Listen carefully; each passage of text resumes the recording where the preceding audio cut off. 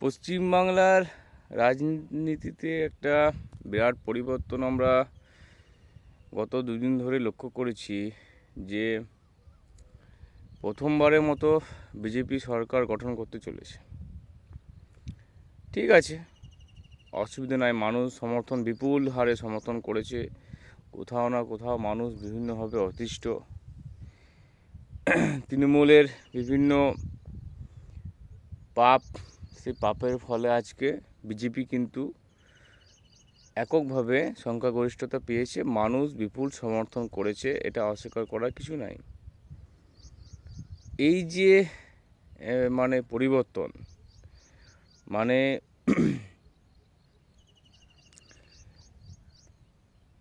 পরিবর্তনের যে পরিবর্তন, মানে 2011 সালে বামেদেরকে যেভাবে তৃণমূল ধূলিসাৎ করে সিংহাসনে বসেছিল, ঠিক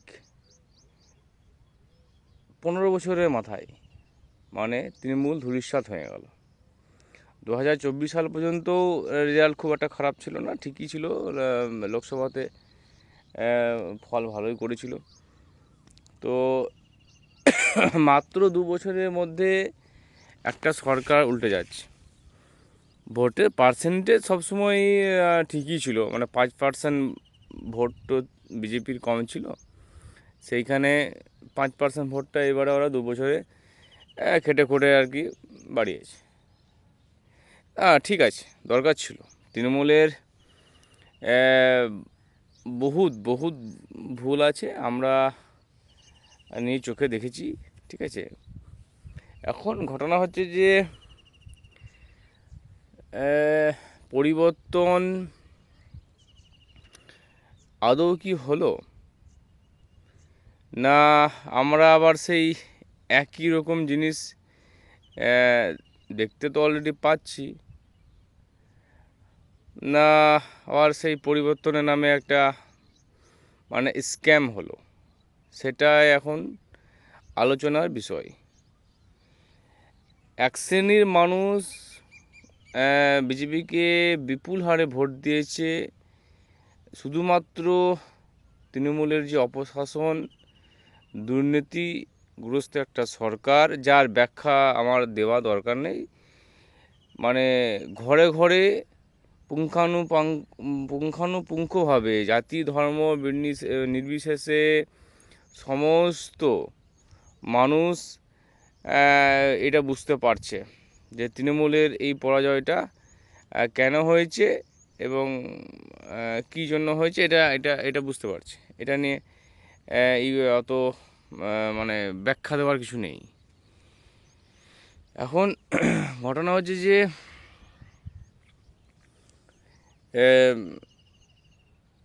এই যে বিজেপি সরকার গঠন করতে চলেছে, মানে আজকে ধরুন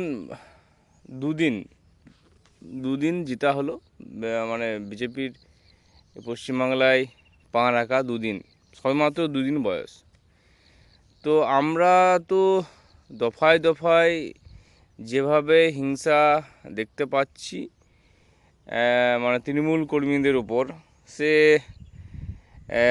মানে হিন্দুদের হতে পারে, সে মুসলিমদের হতে পারে, মুসলিমরাই বেশি, কারণ মুসলিমদের উপর একটা আলাদা রকম টার্গেট তো আছেই।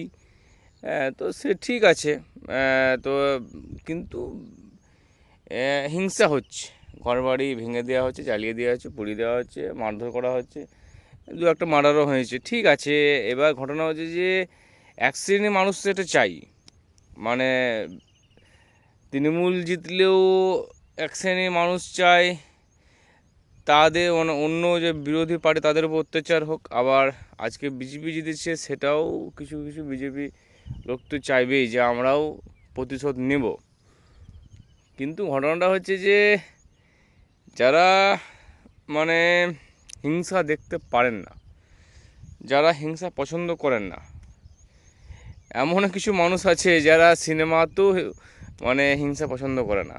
ভাই আমি আছে, হ্যাঁ গোর আছে, আমি কিন্তু এই সিনেমা দেখব না, স্কিপ করে যাই।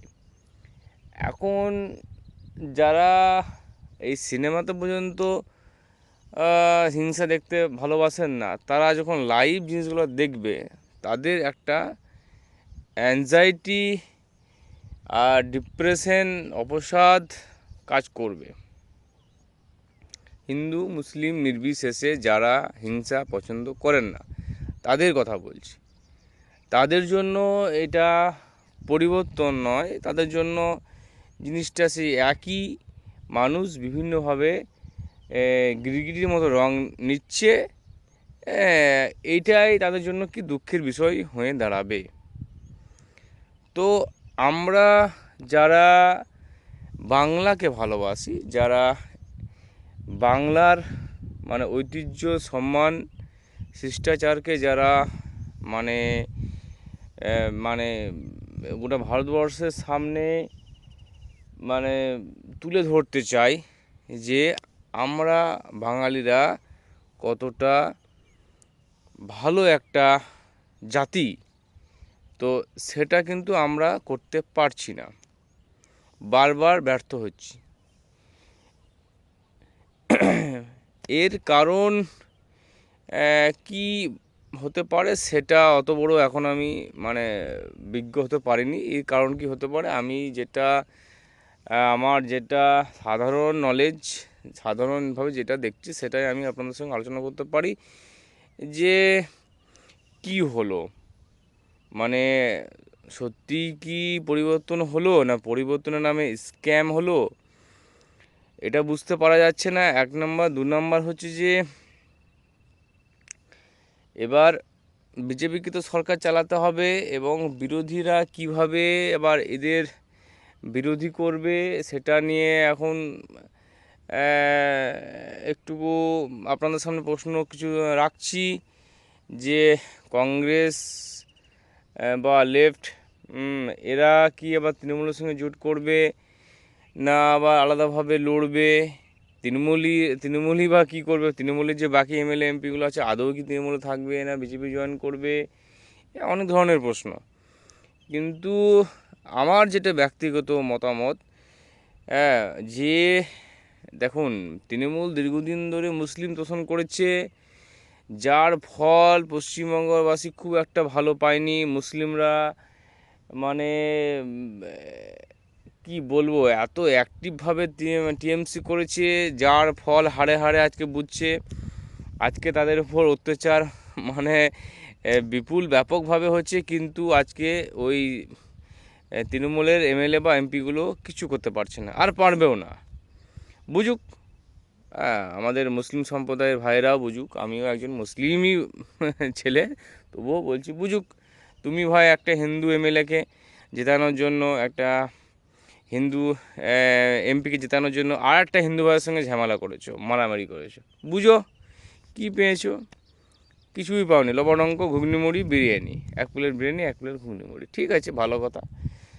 কাজকাম কিছু নাই, পড়াশোনা নাই, মানে ওই ধর্মীয় একটা সুরসুরি, ধর্মীয় বেড়াজাল, নিজের ধর্মকে বাঁচাতে হবে, আমাদের টার্গেট নামাজ পড়তে হবে, রোজা রাখতে হবে, এই তো আমাদের, হজ করতে হবে, এই তো আমাদের টার্গেট। আমাদের তো আর টার্গেট ওই আইপিএস আইএএস, আমাদের মানে এইসব তো স্বপ্ন নাই যে আমরা একটুকু উঁচু দিকে উঠবো, এসব স্বপ্ন আমাদের তো নাই। আমরা তো আমাদের জায়গায় একদম তেজপাতার মতো আমাদেরকে বিভিন্ন রাজনৈতিক দল ব্যবহার করে আর ছুঁড়ে ফেলে দেয়। আমরা ওইভাবেই আমরা মানে তেজপাতা হয়েই থাকতে চাই, ঠিকই আছে। তো আমি এসবে যাচ্ছি না, ভালো কথা। এখন ঘটনা হচ্ছে যে এবার দেশ চালাতে হবে তো ভাই, মানে বাংলা চালাতে হবে তো। এবার বিজেপি যদি মানে সিংহাসনে এতদিন বিরোধী ছিলেন, যাই করেছেন, এবার সিংহাসনে বসছেন, এবার দেশটাকে ভালোভাবে মানে রাজ্য দেশ একই জিনিস, রাজ্যটাকে ভালোভাবে চালানোর চেষ্টা করুন। সংবিধানের যে সমস্ত মান্যতা আছে সেগুলোকে গ্রাহ্য দিন। অবশ্যই কোনো রকমের অশান্তি আমরা যেন দেখতে না পাই, সেটাই আমাদের জন্য ভালো। মনটা ভালো থাকে, চারিদিকে অশান্তি হলে নিজেদের মন মেজাজটা খারাপ হয়ে যায়, অন্য কিছু নয়, একটা আতঙ্কের সৃষ্টি হয়। নিজের মানে লাইভ অভিজ্ঞতা শেয়ার আমি নাইবা করলাম। তো এখন ঘটনা হচ্ছে যে এই যে মানে বিরোধী এখন কিভাবে এখন করবে, মানে লড়বে, সেটা নিয়ে এখন ওদেরকে একটা ভাবতে হবে। এবার যারা বিজেপি সমর্থক তাদেরকে এটুকুই বলবো যে দেখুন, আপনারা 40%, মানে একশোটাতে, মানে 100টা ভোটারের মধ্যে আপনারা 40টা ভোট পেয়েছেন, সরি 45টা ভোট পেয়েছেন। 100টা ভোটারের মধ্যে বিজেপি 45টা ভোট পেয়েছে, 40টা তৃণমূল কংগ্রেস পেয়েছে। বাকি 15%, মানে বিভিন্ন মানে আইএসএফ, লেফট, এজিইউপি এবং কংগ্রেস মিলে পেয়েছে। তাহলে বিরোধীরা সবসময় কিন্তু এগিয়ে আছে, মানে 55%। আমি ধরলাম মানে কংগ্রেসের বাকি দলগুলো যে কংগ্রেসের বিরোধী আমি ধরলাম, বিজেপির বিরোধী ধরলাম, তাহলে তারা কিন্তু 55%, 55 জন সংখ্যক, আপনারা কিন্তু 45। এটা মাথায় রাখবেন। মানে এই হিংসা করতে করতে করতে এটা আবার মানে ব্যাকফায়ার না করে, মানে দেখা গেলো যে এমন একটা সিচুয়েশন হয়ে গেল যে হয়তো মানুষ অতিষ্ঠ হয়ে গেল, ঠিক আছে। বিপক্ষ এবং তৃণমূল কংগ্রেসের ওদের যে মানে ভোটের পার্সেন্টেজ, সেটাও কিন্তু একবারে জিরো নয়। এটা মাথায় রেখে আপনাদেরকে সরকারটা চালাতে হবে। আর এখন পশ্চিমবাংলার রাজনীতিতে কংগ্রেসকে অবশ্যই স্ট্রং হতে হবে, এবং লেফটের সঙ্গে কংগ্রেস জোট করতে পারে, অসুবিধা নাই, কিন্তু কখনোই এই তৃণমূলের সঙ্গে জোট করা যাবে না। মানে দুটোই তো স্বৈরাচারী শাসন, মানে যাহাই আমাদের তৃণমূল কংগ্রেস, তাহাই আমাদের বিজেপি, মানে এরা তো ওই গুইয়ের এপিট আর ওপিটি বলে মনে হচ্ছে। বিশেষ কিছু তো আলাদা আমি কিছু দেখতে পাচ্ছি না, একই জিনিস।